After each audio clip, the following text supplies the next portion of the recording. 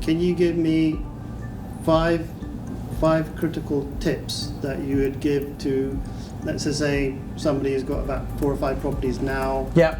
What are the 4 or 5 things that they should be looking out for in terms of the future market? Okay. And how they can make their business a success with everything you do? Because it looks like you're a one-stop shop for actually somebody who's getting into property. Well, in a number of ways, yes. One tip would be, in fact, let me share, I think probably anyone who's in property, let me share the 5 golden rules. Okay. So these are something I talk about in my book, Property Magic. It's an Amazon bestseller. I've got my notepad, so I'm going to take notes quickly. I'm sure you'll know these. You'll know these. All right, But okay. golden rule number 1 that I talk about in Property Magic is, work with motivated sellers. Motivated sellers? People for whom speed and certainty is more important than the amount of money they get. They're flexible on price or terms. Perfect. Okay, got that. Second thing is, look at supply and demand. You always want to buy in an area with a good, strong rental demand. Rental demand, yield good, yeah. In many areas, like student properties, we've got more and more purpose-built blocks coming up, so there's a bit of an oversupply of student properties. There's a bit of an oversupply of HMOs in most parts of the country, but I would say there's an oversupply of average HMOs. If you make sure your HMO is better than the competition, you'll always be able to fill it.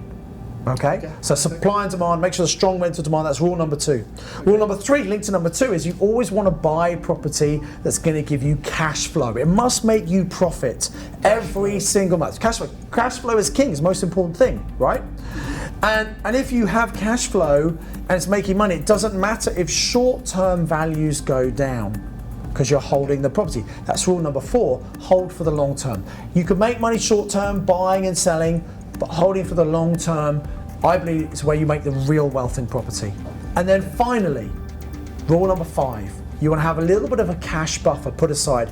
It could be some money in an account, it could be a credit card facility. The whole point is that sometimes things go wrong and they're not covered by insurance, so you want that cash buffer to make sure if there's a problem you could fix it quickly and start renting out the property again to get the cash flow coming in. So those 5 things are things you need to focus on. And whether you're new or experienced, if you follow those 5 golden rules, you'll minimize the risk and you'll maximize the return. You want to learn more about it? Go and get the 6th edition, which is the current edition of Property Magic.